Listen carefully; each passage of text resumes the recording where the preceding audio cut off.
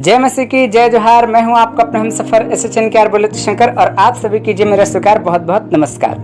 Good Friday, शुभ शुक्रवार, ये क्या होता है, इसे क्यों मनाते हैं? दुनिया के वो 7 अनमोल वचन जो यीशु के अंतिम शब्द कहलाते हैं, जिसे यीशु ने क्रूस से कहा था, वो कौन कौन से हैं? इन सब बातों पर हम लोग चर्चा करेंगे। बने रहेगा संदेश के अंत तक। गुड फ्राइडे अप्रैल का पहला या दूसरा शुक्रवार होता है। इस दिन यीशु मसीह ने संपूर्ण जगत के पापों को अपने ऊपर लेकर क्रूस पर चढ़ गया और अपने संपूर्ण रक्त के द्वारा उन पापों को धो दिया और हमारे और आपके ने संपूर्ण जगत के पापों के लिए खुद को बलिदान कर दिया और हमारे और परमेश्वर के बीच में आने वाली हर वो दीवार जो हमें अलग करती है तोड़ करके एक कर दिया, ताकि हम और आप परमेश्वर से किसी भी वक्त आराधना कर सकते हैं, उसकी महिमा कर सकते हैं, उसकी स्तुति कर सकते हैं। तो इसीलिए इस शुक्रवार को गुड फ्राइडे यानी शुभ शुक्रवार कहते हैं। साथियों, यीशु की क्रूस से हमें पहली वाणी प्राप्त होती है लूका रचित सुसमाचार 23 अध्याय के 34 पद में। हे पिता, इन्हें क्षमा कर, ये नहीं जानते कि क्या कर रहे हैं। साथियों, यहाँ पर यीशु मसीह अपने उन शत्रुओं के लिए परमेश्वर पिता से प्रार्थना कर रहे हैं जिन्होंने उसको पकड़ के बेरहमी से पीटा, थप्पड़ों और घूंसों की बरसात की, उसके मुंह पर थूका, एक कांटों का स्पेशल मुकुट सिर्फ उसी के लिए गूंथ के उसे पहनाया और उस मुकुट पर इतना मारा कि मोटे मोटे कीले जैसे कांटे उसके आंखों से छेदते हुए बाहर आ गए और एक उसी के लिए स्पेशल कोड़ा बना के 39 कोड़े भर भर के मारे। जहां जहां कोड़ा लगता था वहां से मांस के बड़े बड़े लोथड़े निकल के बाहर आते थे। इस प्रकार से वहीं पर ही यीशु का कतरा कतरा लहू बह गया था, पूरा पीठ छलनी हो गया था कोड़े के मार से। और तो और निंदे की असीम भरमार उसकी की गई, लेकिन यीशु ने यशायाह 53 के हिसाब से एक शब्द भी वहां नहीं बोला, क्योंकि वहां लिखा है कि जिस प्रकार भेड़ वध होते वक्त अपना मुंह नहीं खोलती, उसी प्रकार वह भी नहीं खोलेगा, है ना। तो परमेश्वर के पुत्र प्रभु यीशु मसीह ने यहाँ पर एक शब्द भी आह तक का उसके मुंह से नहीं निकला। और तो और इतना से भी उन लोगों को संतुष्टि नहीं मिला। उन्होंने उसके ऊपर एक भारी भरकम सा क्रूस लाद दिया और कहा कि चलो गुलगुथा तक, और उसे गुलगुथा तक ले गए। यीशु किसी प्रकार वहां तक पहुंचा तो उसे क्रूस में चढ़ाए और उसके हाथ और पैर को कीलों से क्रूस में जड़ दिए और यहाँ तक भी उसके कपड़े भी बांट लिए। कहने का मतलब है, ऐसी अवस्था में भी यीशु मसीह उन शत्रुओं के लिए क्षमा की प्रार्थना कर रहे हैं। क्या साथियों, हम और आप आज अपने शत्रुओं को क्षमा करने के लिए तैयार हैं? क्या हम क्षमा करते हैं? नहीं। हम एक शब्द भी हमारे लिए कोई अपमानजनक बोल देता है तो हम उसको 10 शब्द अपमानजनक कह के उसकी भरपूरी करते हैं, है ना।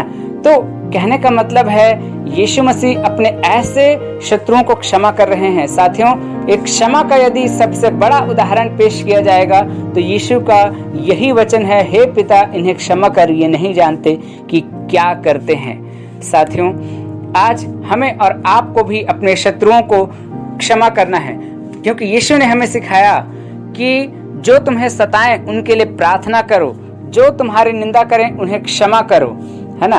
तो साथियों, जो यीशु ने हमें सिखाया वो यीशु ने करके भी दिखाया। तो हमें और आपको भी यही चाहिए कि हम जो कहते हैं उसे करके भी दिखाएं। यीशु की दूसरी वाणी हमें मिलती है बाइबल लूका रचित सुसमाचार 23 अध्याय के 43 पद में। आज ही तू मेरे साथ स्वर्गलोक में होगा। जी हाँ साथियों, ये शब्द तब कहे गए जब यीशु के साथ क्रूस पर दाएं और बाएं 2 कुकर्मी लटकाए गए थे। तो एक कुकर्मी यीशु की निंदा करते हुए कहता है कि क्या तू मसीह नहीं? अगर तू मसीह है तो हमें और खुद को बचा। तो दूसरा कुकर्मी पहले कुकर्मी को डांटते हुए कहता है कि क्या तू परमेश्वर से भी नहीं डरता? हम तो अपने किए हुए कर्मों के अनुसार ठीक ठीक दंड पा रहे हैं, परंतु इसने क्या किया है? ये तो निष्कलंक है। हे प्रभु, जब तू अपने राज्य में आए तो मुझे स्मरण करना। तब यीशु कहते हैं कि आज ही तू मेरे साथ स्वर्गलोक में होगा। साथियों, हम और आप इस बात को ध्यान दें कि यहाँ ये जो कुकर्मी है, इसको लास्ट स्टेज में समझ में आ गया कि भैया जो भी हमने किया है वो गलत है, हमको ऐसा ही न्याय मिलना चाहिए। क्या हम और आप अपने इस पल के लिए जो हमारे साथ गुजर रहा है या गुजरने वाला होता है, क्या हम जानते हैं कि हमारे कर्मों के अनुसार होता है। हम जानते तो हैं पर मानते नहीं हैं और परमेश्वर को दोषी ठहराते हैं। यहाँ पर हमको इस कुकर्मी से शिक्षा मिलती है कि हम परमेश्वर को कभी भी दोष न लगाएं, क्योंकि हम जो जी रहे हैं वो पल हमारे ही कर्मों का फल है। और हमें भी इसी की तरह मान लेना है कि प्रभु हम पापी हैं, तू निर्दोष है, हमको अपने करुणा ही के अनुसार स्मरण कर ले। तब ही हमारे और आपके लिए भी उस डाकू के समान स्वर्गलोक तैयार हो जाएगा।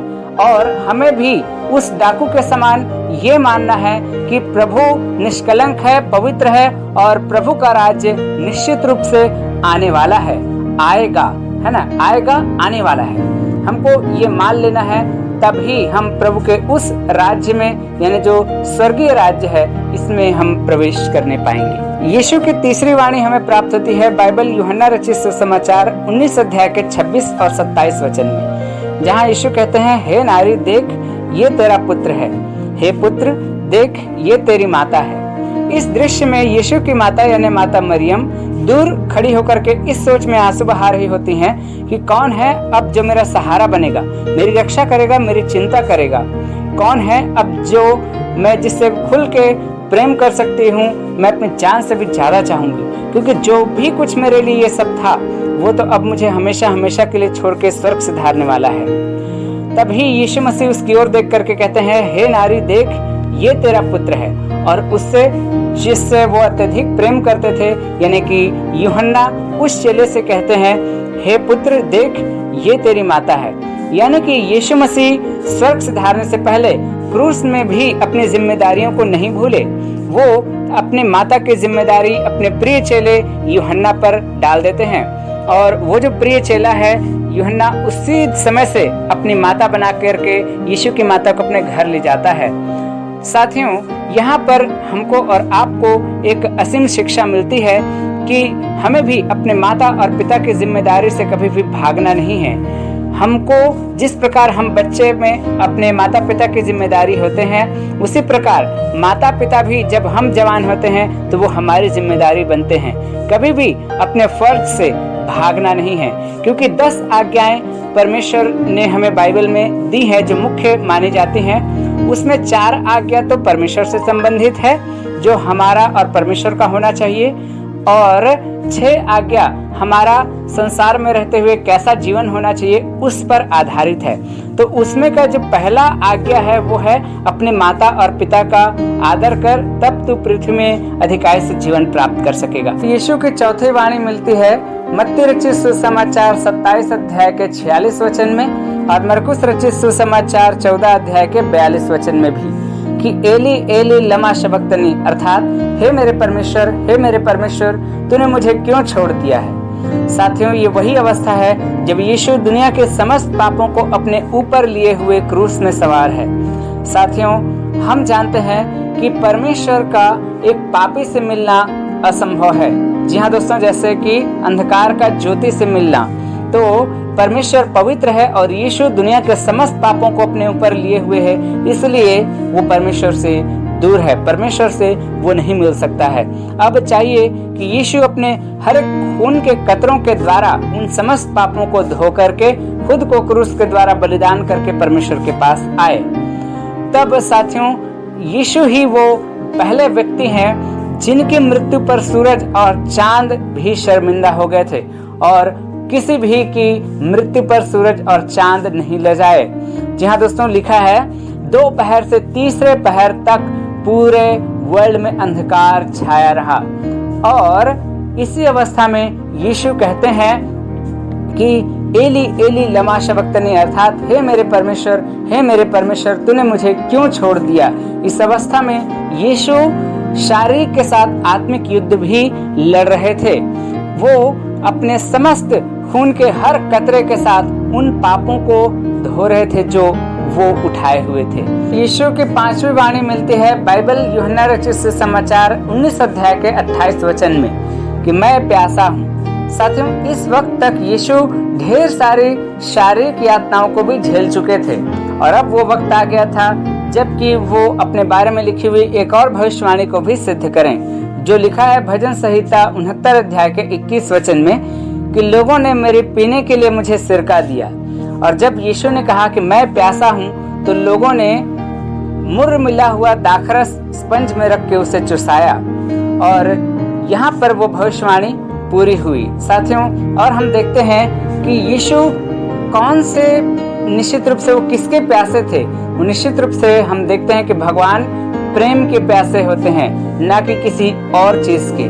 साथियों, हम देखते हैं कि जितने भी लोग यीशु से प्रेम करते थे, जो चेले ये तक दावा करते थे कि तू मरे तो हम तेरे साथ मरने को तैयार हैं, तो बंदी गृह में जाए तेरे साथ वहां भी जाने को तैयार हैं। लेकिन यीशु की जब ये अवस्था हुई कि उसे पकड़ा गया, तो ये सारे चेले उसको छोड़ करके भाग गए। एक चेला जो उसके पीछे हो रहा था, अपने देह में वो कपड़ा रखे हुआ था, उसका कपड़ा किसी ने पकड़ा तो अपना कपड़ा छोड़ के भाग गया, है ना, नंगा भाग गया, उसके विषय में लिखा है। मतलब कि ये है कि कोई भी व्यक्ति उसके साथ जाने को तैयार नहीं हुआ। पतरस भी किसी प्रकार उसके पीछे पीछे चला भी गया, छिपते छिपाते, तो वहां जाकर के मुकर गया कि मैं इसे नहीं जानता। तो याद रखिए, भगवान हमारे भाव के भूखे और प्रेम के ही प्यासे होते हैं। यीशु की 6वीं वाणी मिलती है बाइबल यूहन्ना रचित सुसमाचार 19 अध्याय के 30वें वचन में, कि यीशु ने जब वो सिरका लिया तो कहा पूरा हुआ। साथियों, ऊपर हमने डिस्कस किया कि जब यीशु ने कहा मैं प्यासा हूँ, तो उसके यातना देने वालों ने मुर्र मिला हुआ दाखरस स्पंज में रख के उसे चुसाया, तो वो एक सिरका था। और जब यीशु ने वो सिरका लिया तो कहा पूरा हुआ। और क्या क्या पूरा किया, ये भी हमने थोड़ा सा देखा था। अब हम लोग देखेंगे कि कैसे उसने पूरा किया। यीशु जैसे अपने सेवकाई में आया, तो मत्ती रचित सुसमाचार 5 अध्याय के 17 वचन में हम देख सकते हैं, जहाँ लिखा है कि मैं व्यवस्था या भविष्यवक्ताओं की पुस्तकों को नष्ट करने और लोप करने नहीं, परंतु उन्हें पूरा करने आया हूँ। और हम देखते हैं यीशु ने अपने जन्म से लेके मृत्यु तक हर उन बातों को जो उसके विषय में लिखी थी पूर्ण किया, है ना। देखते हैं यशायाह की पुस्तक 61 अध्याय के 1 और 2 वचन में लिखा है।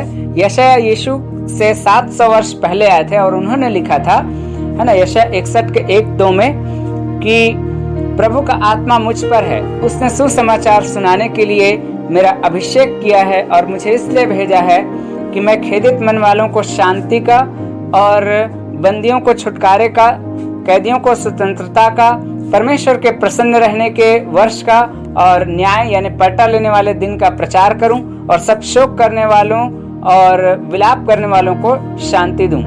इन वचनों को खुद यीशु ने लूका रचित सुसमाचार के 4 अध्याय के 18 और 19 वचन में पूर्ण किया और कहा कि आज ही ये वचन तुम्हारे सामने पूरा हुआ है। उसने खुद अपने आप को बताया कि मैं ही हूँ जो इस वचन को पूर्ण करूंगा।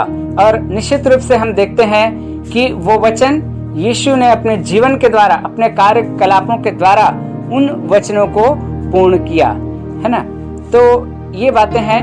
परमेश्वर के पुत्र प्रभु यीशु मसीह ने जितने दिन भी अपनी जिंदगी को जिया, उसने हर एक पल परमेश्वर के उन नबियों की बातों को पूरी करता रहा। जैसे अभी हमने ऊपर देखा कि भजन संहिता के 69वें अध्याय के 21वें वचन को पूर्ण किया, जहाँ लिखा है कि लोगों ने मेरे पीने के लिए मुझे सिरका दिया, और हमने उस वचन को भी ऊपर पूर्ण होते हुए देख लिया। हर एक भविष्यवाणियों को यानी यीशु मसीह ने अपने जिंदगी के द्वारा पूरी किया। 7वां और अंतिम वाणी जो यीशु की हमें मिलती है, वो है बाइबल लूका रचित सुसमाचार 23 अध्याय के 46 वचन में, जहाँ लिखा है, यीशु ने यह कहकर ऊंचे शब्द से चिल्लाया कि हे पिता, मैं अपनी आत्मा तेरे हाथों में सौंपता हूँ, और अपने प्राण छोड़ दिए। और देखो, मंदिर का पर्दा ऊपर से नीचे तक फटकर 2 टुकड़े हो गया। साथियों, यहाँ पर हमें स्मरण करने की जरूरत है यीशु के उन वचनों को, जहाँ उसने कहा कि मुझे मेरा प्राण कोई भी छीन नहीं सकता है, मुझे अपने प्राण को दे देने का और फिर ले लेने का अधिकार है। और साथियों, हम देखते हैं कि यीशु ने यहाँ पर खुद परमेश्वर पिता को ये कह के कि हे पिता, मैं अपनी आत्मा तेरे हाथों में सौंपता हूँ, अपने प्राण समर्पित कर दिए। अगर यीशु अपने प्राण समर्पित नहीं करते, तो जब तक वो अपना प्राण समर्पित नहीं करते तब तक वो जीवित रहते, है ना। लेकिन यहाँ पर उन्हें खुद को बलिदान करना आवश्यक था, इसलिए उन्होंने खुद का प्राण परमेश्वर पिता को समर्पित किया। साथियों, आपको ज्ञात हो कि एक राज की बात बताते हैं, नासा आज से कुछ वर्ष पूर्व गुलगुथा नाम के उस जगह पहुंच गया रिसर्च करते करते, और उसने खुदाई के वक्त पाया कि एक पपड़ी सा कुछ है, और जब उसको रिसर्च किया गया तो वह एक जिंदा ब्लड मिला जिसकी कालावधि 2000 वर्ष पूर्व बताई गई, और उसके गुण सूत्र 24 थे, जबकि आम इंसान के 46 होते हैं, 23 स्त्री और 23 पुरुष के मिला के। लेकिन यीशु के उस गुण सूत्र में 24 थे।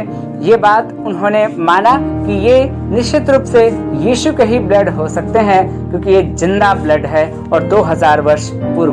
कहने का मतलब है, यीशु का यदि खून इतने वर्ष जिंदा रह सकता है तो क्या यीशु जिंदा नहीं रहते? जी हाँ, वो जिंदा रहते। और साथियों, हम आपको बताएं कि यीशु जब मरा तो उसके मंदिर का पर्दा, यानी वो जो मंदिर था जहाँ लोग आराधना किया करते थे, चर्च जिसको आज की भाषा में बोल लीजिए, वहाँ का जो पर्दा था वो ऊपर से लेकर नीचे तक फटकर 2 टुकड़े हो गए। यानी परमेश्वर ने उसको ऊपर से नीचे की ओर फाड़ के 2 टुकड़े कर दिया। साथियों, आपको ज्ञात हो कि उस मंदिर में महायाजक वर्ष में केवल एक बार उस पवित्र स्थान में, महापवित्र स्थान में जाता था, और वही बिना लहू लिए नहीं जाता था, और अपने कमर में एक रस्सी बांध के जाता था, जो रस्सी बाहर रहती थी, और यदि उस महायाजक में कुछ भी खोटापन मिलता था तो वो वहीं मर जाता था। जिसके बाद जब कुछ समय तक हरकत नहीं होती थी उस रस्सी में, तब लोग उस रस्सी को खींच करके, यानी उस रस्सी से खींच करके उस महायाजक की लाश को बाहर निकालते थे। लेकिन यीशु की मृत्यु के बाद हमारे और आपके लिए सदा सर्वदा के लिए वो पवित्र स्थान हमेशा हमेशा के लिए खोल दिया गया। अब हम किसी भी वक्त, कभी भी और कहीं भी परमेश्वर के उस पवित्र स्थान में प्रवेश कर सकते हैं। तो आशा है साथियों, ये संदेश आपको बहुत अच्छा लगा होगा। तो जैसा भी लगा आप हमें कमेंट करके बताइएगा कि गुड फ्राइडे स्पेशल संदेश यानी शुभ शुक्रवार स्पेशल संदेश आपको कैसा लगा, क्या समझ में आया और क्या नहीं आया। धन्यवाद।